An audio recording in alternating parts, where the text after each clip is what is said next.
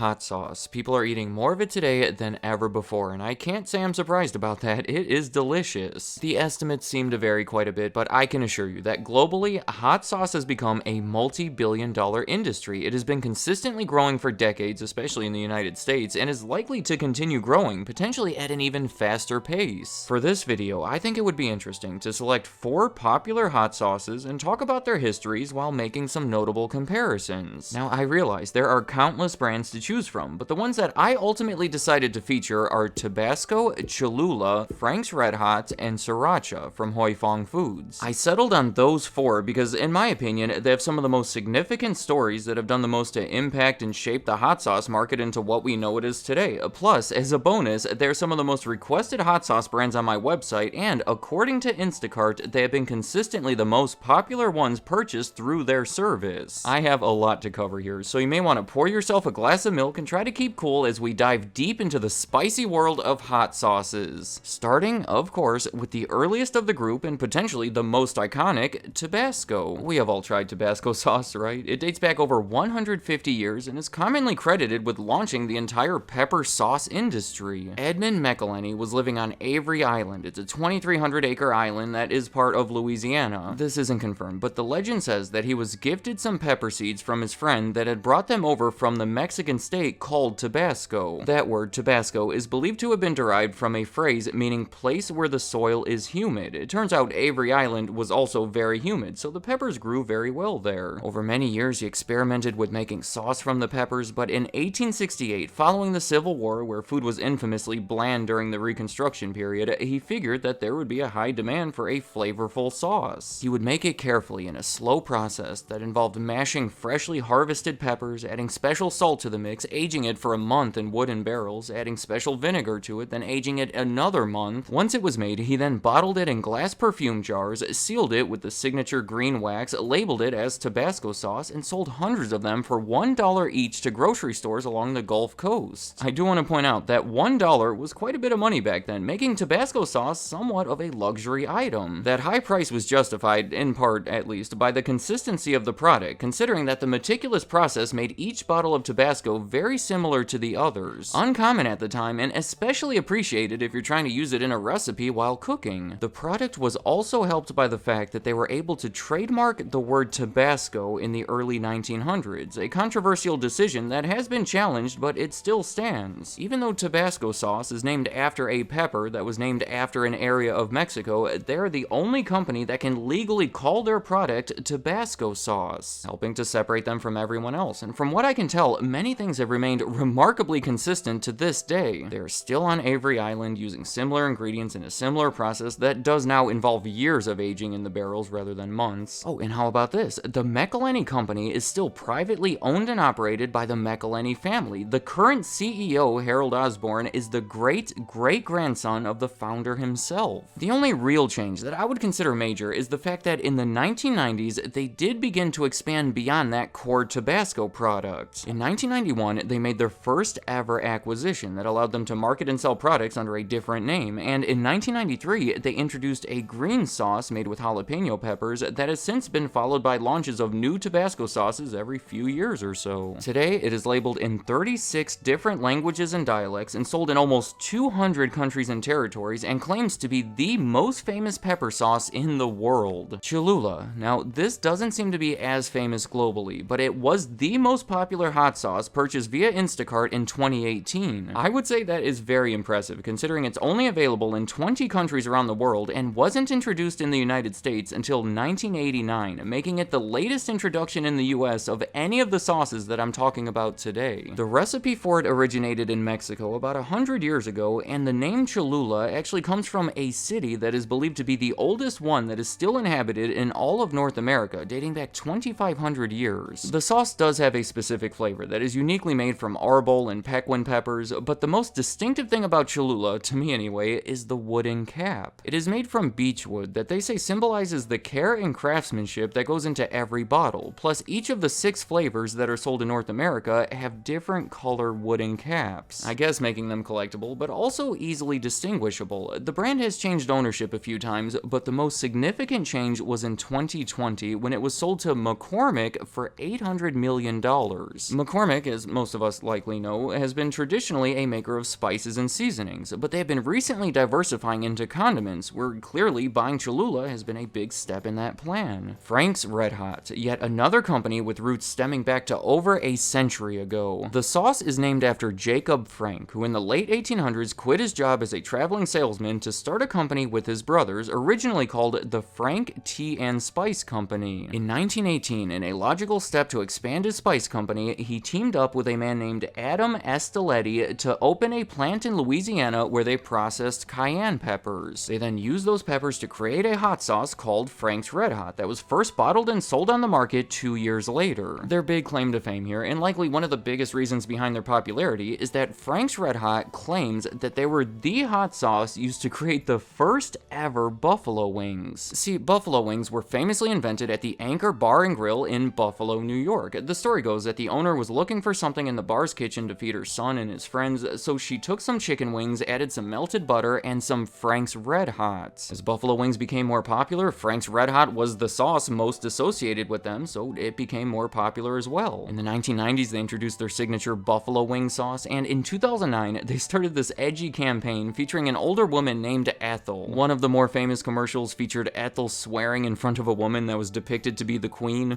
Frank's RedHot sauce, Your Majesty. I put that on everything. I do think it's funny that Queen Elizabeth II has actually been known to prefer Tabasco sauce. It was even given the royal seal of approval by the British monarchy. Now, much like Cholula, the Frank's RedHot brand has been bought and sold a few times over the years, but the most significant deal happened in 2017 when they were bought by McCormick. It was part of a bigger $4.2 billion deal that also included French's mustard, so just think about that for a second. The company that I'm sure almost all of us know for their spices is currently the owner of 2 of the biggest hot sauce brands in the country. Sriracha, specifically the one made by Hoi Fong Foods, with the rooster on the label and the iconic green cap, it is by far the most popular one, but I do have to specify that because the man behind the company, David Tran, has never trademarked the name Sriracha. That right there is an interesting comparison between this and Tabasco, some of the least aggressive trademarking compared to some of the most aggressive. It allows the other companies to make their own version of Sriracha sauce, and common sense would lead you to believe that any competitive businessman would try to stop something like that from happening, but David Tran actually embraces it. He says, "I know I cannot make enough of my product to meet the demand, so let them have it and work together for the consumer." And honestly, one of the most selfless quotes I've ever heard from a successful business owner. He has even kept the wholesale price of it unchanged since he started selling it in the 1980s. David Tran is from Vietnam. In the 1970s, he had a somewhat successful hot sauce business going on in the country, but following the Vietnam War, he fled to the United States on a Taiwanese ship and soon made a new home in Los Angeles. Soon after arriving, he realized that he couldn't find any hot sauces that he liked, and since there was such a high concentration of Southeast Asian immigrants in the area, he figured that would be the case for many of them as well. It motivated him to use his family's savings to restart his hot sauce business. He called it Sriracha because that's the area in Thailand where the recipe for that type of sauce originated more than 30 years earlier. He called the company Hoi Fong because that's the name of the boat that took him to America, and he put a rooster on the label because that is his astrological sign based on the year he was born. He started selling it to Asian restaurants out of his van, making only $2,300 in his first month, but slowly gaining more business without ever paying for traditional advertising. It was all about the word of mouth and letting the product speak for itself. In 1988, he found a supplier of the red jalapeno peppers that were used to make the sauce that he continued using for the next 28 years. But in 2016, there were disputes and lawsuits between them that ended with Hoi Fong long seeking out other suppliers and losing a $23 million lawsuit against them. Much like Tabasco, it has been a family-owned private business from the very beginning, and all signs indicate that it is likely to stay that way. Okay,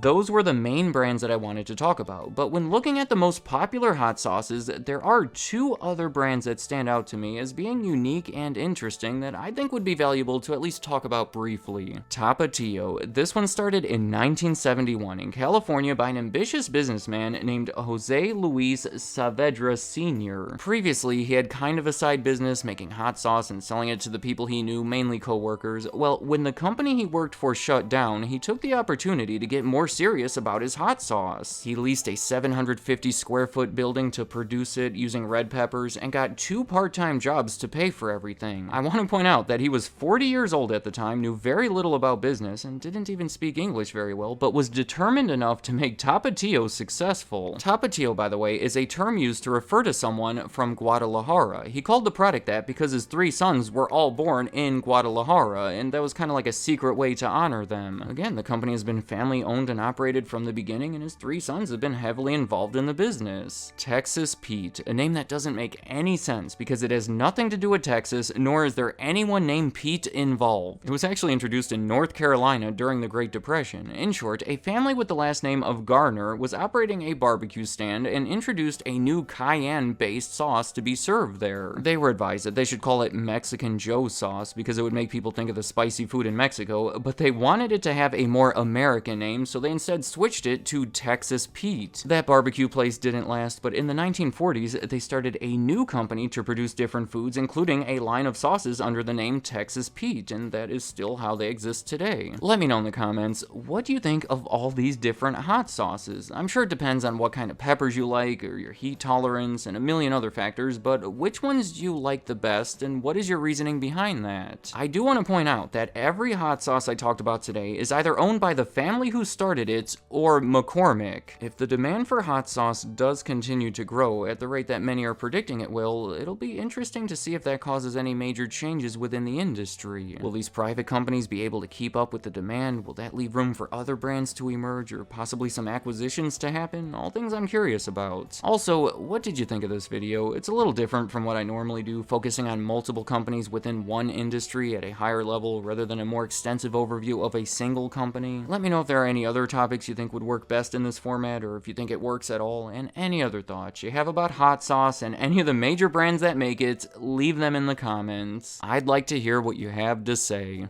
Thank you for watching.